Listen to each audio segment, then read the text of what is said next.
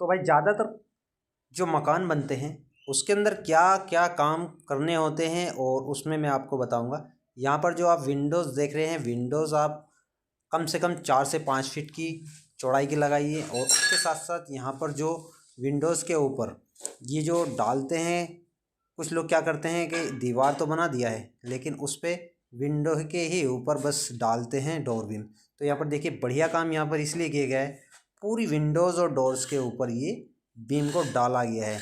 ये बहुत ही ज़रूरी होता है। जितनी चौड़ी आपकी दीवार होती है, 9 इंच की होती है तो 9 इंच का डोर बीम, 4 इंच की होती है तो 4 इंच का डोर बीम, ये आपको डलाना बहुत ही ज़रूरी होता है। तो ये आप ज़रूर ध्यान रखिए कि आपको डोर बीम किस तरीके का डलाना है। तो ये भी वीडियो में मैं क्लियर कर रहा हूँ और इसमें ये भी बताऊँगा कि आपको पूरा छत जुड़ाई तक, देखिए यहाँ पर पटिया रखा जाने का इंतज़ाम हो गया है, यानी कि अब इसके अंदर कोई ईंट फालतू नहीं लगने वाली है।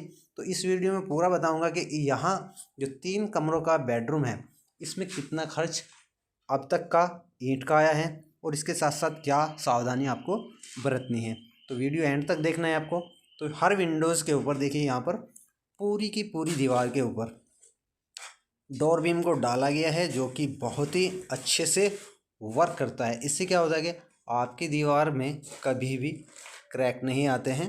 तो इससे बचने के लिए आपको ये काम बहुत ज़रूरी करा लेना है। जहाँ भी मैं आपको दिखा रहा हूँ पूरी दीवार पर देख लीजिए, हर एक दीवार को इसी तरीके से जोड़ा गया है। यानी कि यहाँ पर जितने भी डोर बीम हैं और उनके ऊपर इसी तरीके का वर्क किया गया है।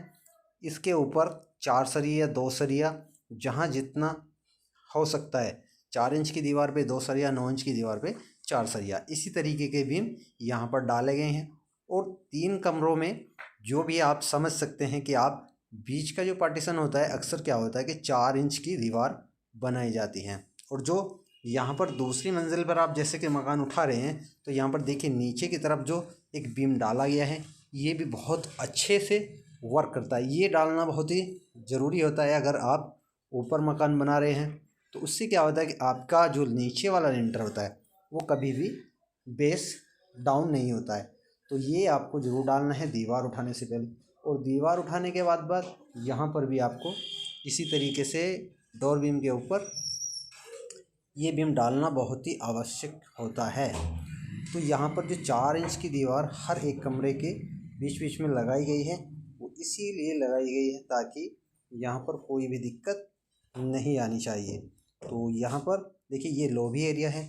लॉबी एरिया में किस तरीके से यहाँ पर खुला एरिया है। तो यहाँ पर भी जो डोर बीम लगे हुए हैं, टोटल सभी डोर बीम के ऊपर यहाँ पर एक एक करके सभी के ऊपर अच्छे से बीम डाला गया है ताकि फ्यूचर में कोई भी दिक्कत नहीं आए। तो यहाँ पर देखिए पटिए का काम पूरा हो चुका है, यानी कि यहाँ पर अब शटरिंग का काम होने वाला है। तो यहाँ पर अभी तक कोई भी ईंट नहीं लगने वाली है फालतू।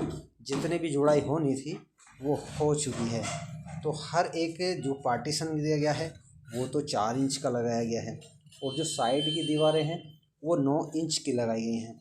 तो कमरे की बात करते हैं तो कमरे का जो साइज़ है, यहाँ पे कमरे का साइज़ है 10 फीट बाई 10 फीट का। तो 10 बाई 10 फीट का जो कमरे का साइज़ है, यहाँ पर एक कमरा 10 फीट बाई 10 फीट, दूसरा कमरा भी 10 बाई 10 फीट और बीच में 14 इंच का पाया दोनों गेट के बीच में लगाया गया है। कुछ लोग कंफ्यूज रहते हैं, जो दो बराबर बराबर डोर लगाते हैं तो उसमें क्या ये पिलर देना है। तो ये आपको 14 इंच का देना है ताकि आपकी दीवार में अच्छी स्ट्रेंथ भी आए।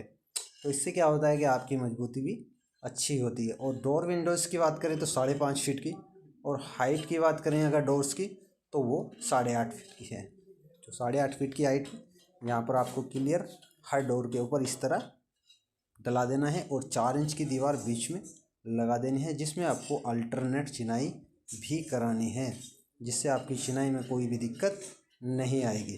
तो यहाँ पर आप देख सकते हैं फाइनली ये काम लिंटर तक पहुँच गया है। यहाँ पर शटरिंग का काम अब बाकी है और इसके साथ साथ आपका अब होने वाला है पूरा।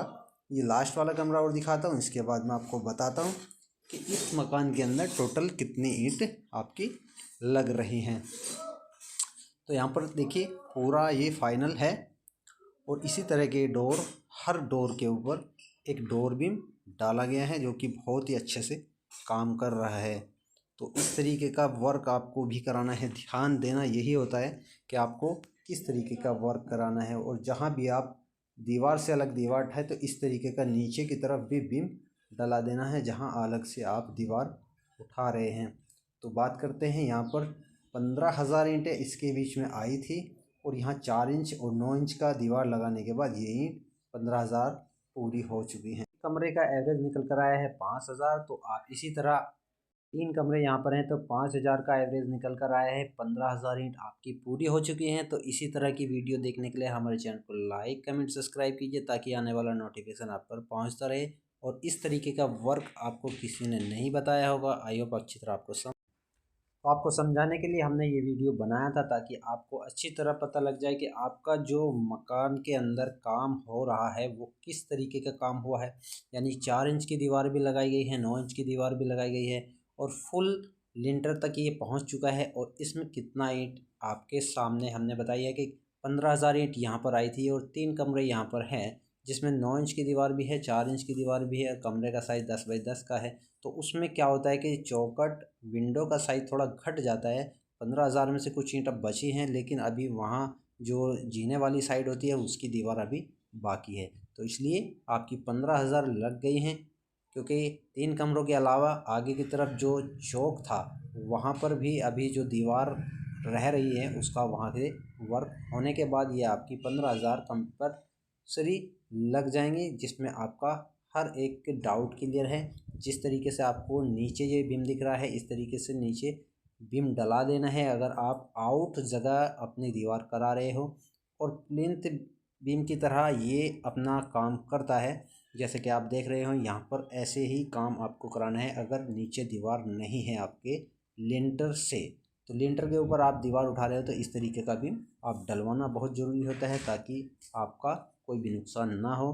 तो आई होप अच्छी तरह आपको समझ आ गया हो कि कैसे कैसे मैंने आपको बताया है। तो इसी तरह की वीडियो देखने के लिए हमारे चैनल को लाइक कमेंट सब्सक्राइब जरूर करें। Bell icon